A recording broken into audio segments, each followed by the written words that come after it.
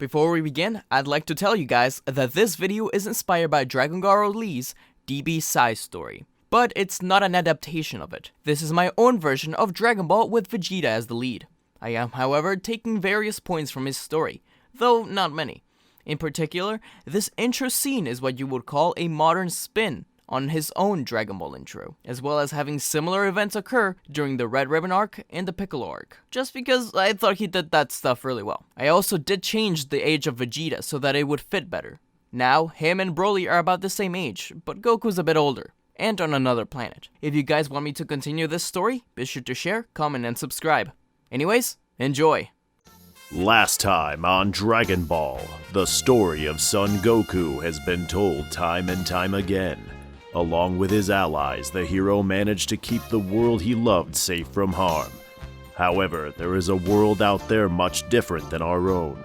In that world, a young Saiyan prince is being tended to by his mother. Unknown to him, his father is in the middle of confronting the evil Emperor Frieza. What will become of this fateful encounter? The Saiyan's destiny will be decided now. The departure of the fated prince. What if Vegeta was sent to Earth? The king of all Saiyans stood firm in front of the evil Emperor Frieza. The king, who had caught wind of Frieza's plan to destroy Planet Vegeta, said, "Why? Us Saiyans have been nothing but loyal." Frieza shook his head with a smirk. "Oh, is that so? Is that why you've been keeping the legend of the Super Saiyan hidden? And what about that son of yours? I even saw you sent a Saiyan pod earlier today. Could it be that kid?" Clearly, Frieza did not know that the pod he had sent earlier was actually Paragus' son, Broly. The prince was still being prepared for takeoff by the queen, who would be sending him out any minute now. "Yes, that was his pod," the king lied, attempting to protect his son. Frieza pointed his finger at the king. He had heard enough. Frieza explained that they would find his son and kill him, like the rest of the Saiyans. Though maybe he'd keep a few pets. The king screamed out in anger as he blasted the roof of the ship. A giant glowing ball appeared above the ship. The king had created an artificial moon, and he began to transform into a great ape. Frieza laughed loudly. He thought it was wonderful to see the effort that the Saiyans put themselves through. The Ozaru attempted to attack Frieza, who simply whipped his arm in front, creating a keyblade that cut through the king's arm. Frieza then rose up in the air, creating a giant death ball. The king knew he had lost, but pleaded that his son would be safe. Meanwhile, on the planet, some Saiyans began to transform into Ozarus themselves in response to the king's artificial moon. But the queen was rushing through the halls of the palace to get her son. The Saiyans were destroying everything in sight, as most lost control and fought each other. The queen was safe inside, as the moon's rays did not get to her. Finally, she got to the room where her son, Vegeta, was. The queen said her final goodbyes to the baby, and placed him in a small pod. The pod then blasted away as the palace crumbled down. Soon after, the people of the planet were engulfed in flames as the death ball destroyed it. Frieza had caused the deaths of countless of Saiyans, but out there a few remained alive. Frieza gave out the order to send search parties to find the last few Saiyans. Unknown to Frieza, however, his greatest adversary was heading out to a small planet called Earth. And so begins the greatest adventure never told. Years passed and the baby grew up to become a young boy raised by his grandpa, Son Gohan. Sadly, this young boy accidentally killed his grandfather when he became an Ozaru one night. In fact, his power was such that he almost destroyed the entire country. Thankfully, the sun rose not long after. Gohan's teaching did not go to waste, as this kid had great values, though he was quite naive. He also had a strong character and a short temper, something that could not be remedied. One fateful day, Vegeta met a young girl named Bulma, after she nearly ran him over with her car. She was looking for the 7 magic Dragon Balls that would grant any wish. Vegeta did not want to help her at first, but was convinced after Bulma told him about all the strong people out there. They embarked on an adventure like no other. It started with a bang as a pterodactyl attempted to kidnap Bulma. Vegeta was quick on his feet and blasted the monster, saving the girl. During this event, Bulma discovered that Vegeta could fly, which was a relief as to not have to share her bike with a child. They continued on their adventures until stumbling upon an old turtle far from the sea. Vegeta, who loved animals, carried the turtle on his back all the way to the sea, with Bulma trying to catch up to his quick speed. Once there, they were greeted by the old turtle hermit, Master Roshi. He tried to give Vegeta the flying Nimbus, but the child could already fly, so he had nothing else to give him. Roshi did promise to teach him more martial arts someday. Vegeta felt that he was already the best around, but he agreed to train one day. Roshi held the Dragon Ball, and Bulma wanted it, but wasn't sure if showing her panties would be the right thing to do. Vegeta, who wanted to leave, simply shot a force of wind, which blew Bulma's skirt up. This convinced Roshi to gift them the Dragon Ball. Vegeta and Bulma then headed out to a small village, being terrorized by the transforming pig Oolong. Vegeta could tell that the monster was not in his real form, and so he punched Oolong lightly.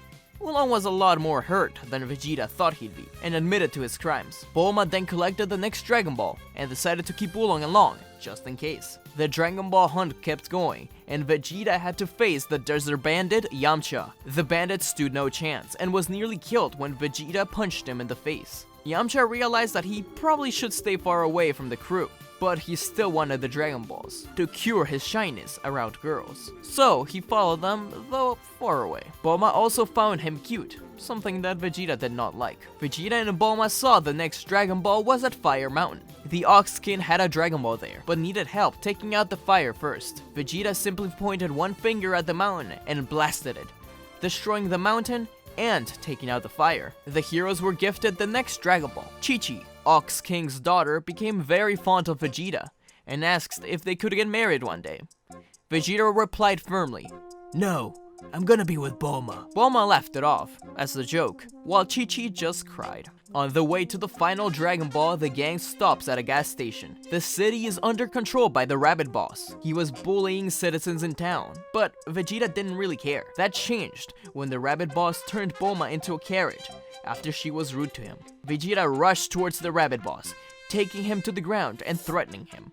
The boss was about to turn him into a carrot, but Vegeta slapped him with a power pull through the building. The Rabbit Boss complied and turned Bulma back from a carrot. Vegeta still thought that he needed punishment and uppercutted him so badly that he ended up on the moon. Finally, the gang ends up on the foot of a huge castle, where they think the last Dragon Ball is. The Pilaf gang has also been searching for the Dragon Balls, and had waited for this exact moment. The villains allowed the heroes to enter the castle before knocking them out with sleeping gas, including Yamcha and Puar, who had been following Vegeta, Bulma, and Oolong. Everyone wakes up in a dark room. They don't know what to do, until Vegeta punches a wall, which crumbles down entirely. The Pilaf gang, who were outside about to summon the dragon, begin to escape on a plane with the Dragon Balls. Vegeta follows them when he notices the moon. It was a full moon, and the kid began to transform into a giant monkey. He grabbed the plane in the air and tossed it down. The plane was destroyed instantly, with the villains narrowly escaping with their lives. Puar and Yamcha saw the whole thing, with no idea how to stop the Ozaru. He was so strong that his power was felt through the entire continent. Yamcha got an idea, but he couldn't get close enough to do so. So he told Oolong to transform into a giant slingshot and Puar into a giant knife. They used this to shoot Puar through the air, just at the right time to slice Vegeta's tail. This did not work, however, and Puar was caught by Vegeta. Suddenly, Bulma realized that the Dragon Balls were scattered around the plane. Bulma yelled out for Shenron to appear, summoning the dragon. She wished for Vegeta's tail to get cut off, and the dragon's eyes glowed red. Poof, he was gone. And Vegeta was back to normal, although naked. This was our hero's first adventure, but with many more to come.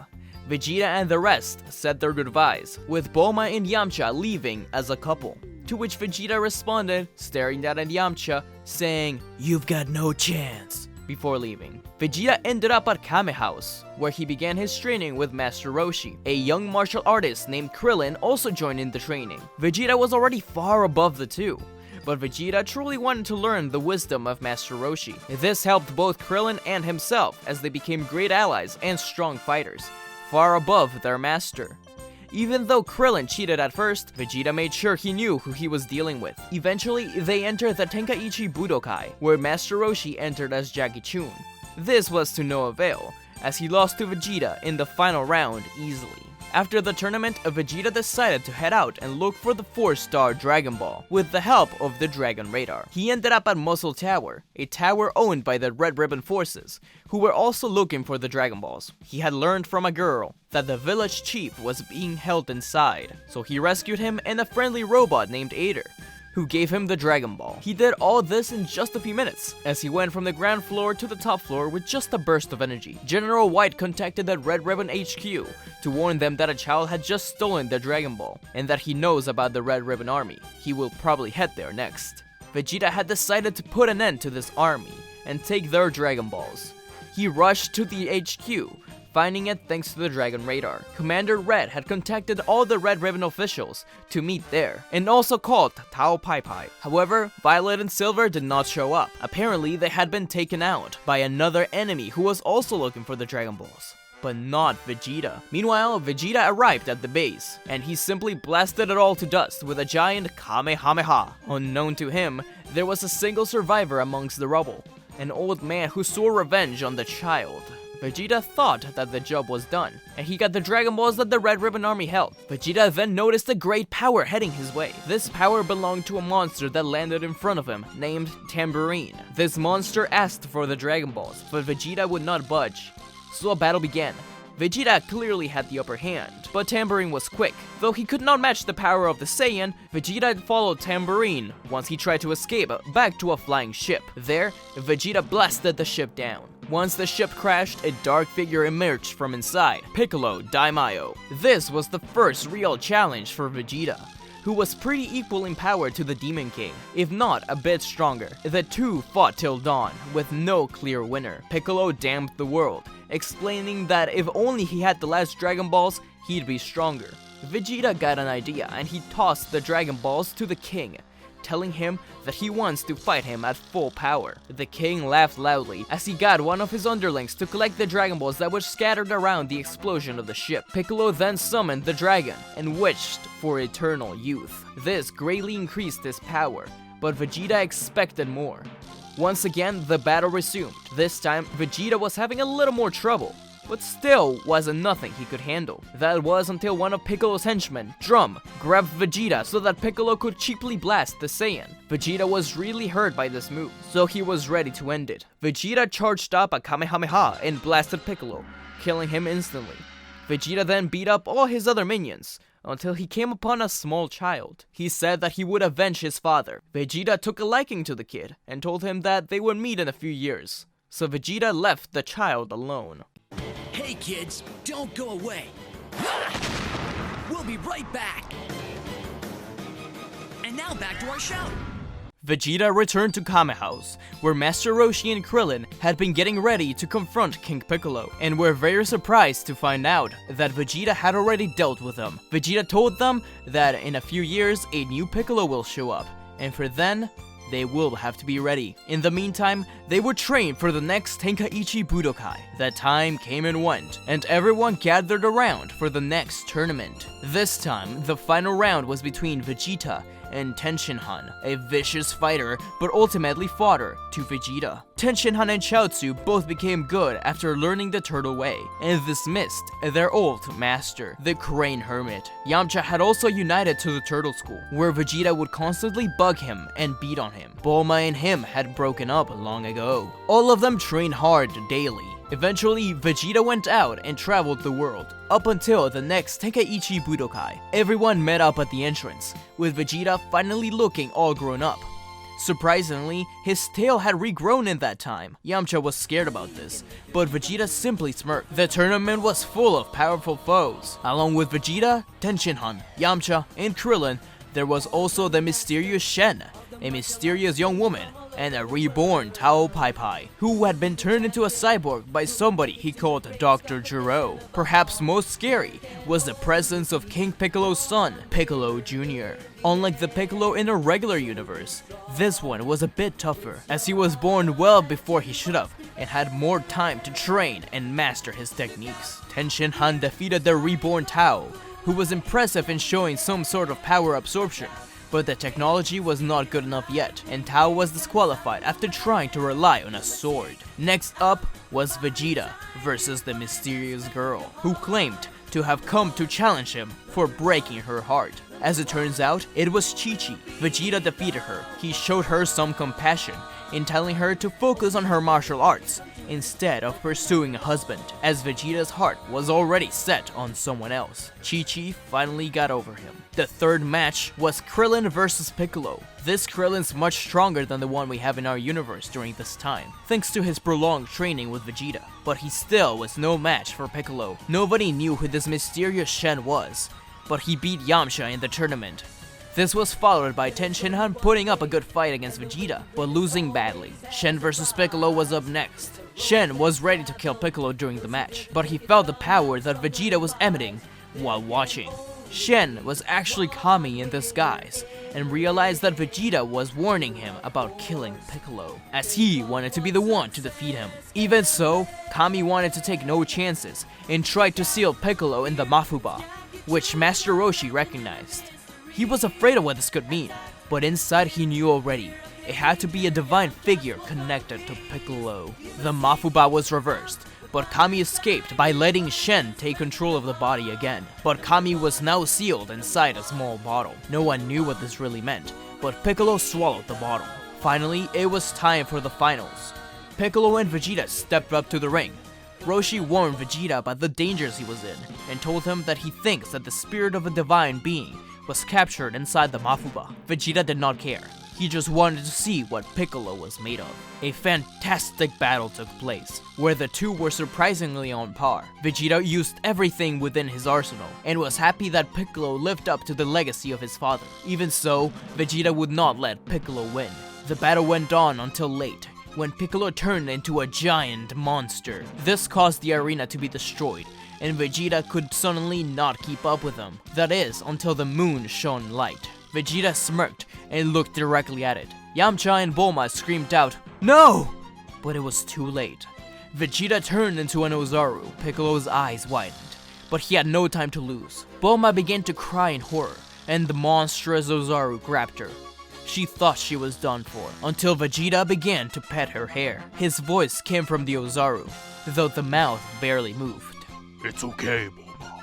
I can control it." Bulma laughed nervously as she was put down. The fight continued, with a giant Ozaru fighting a giant Piccolo. Piccolo was very much at a disadvantage. The Ozaru punched Piccolo in the stomach so hard that he made him throw up the bottle that Kami was held in. Kami steps up in front of the two monsters, telling Vegeta to end this at once, explaining who he is. Vegeta refuses to kill Piccolo, as he has become his greatest adversary so far. Kami recognizes that it's useless to argue, and allowed them to continue. Piccolo is finally defeated, after a huge blast battle between the two that sends Piccolo flying back and turning into normal. Vegeta requests for his tail to be cut, to which Yamcha helps out. Once he was back to normal, Bulma blushes at seeing Vegeta naked. Kami helped him out by creating clothes for him. Piccolo then emerged from the rubble. Everyone thought he'd kill Vegeta. Instead, he gave a light smile, telling Vegeta that it isn't over. Vegeta agreed and told him that they'd meet again.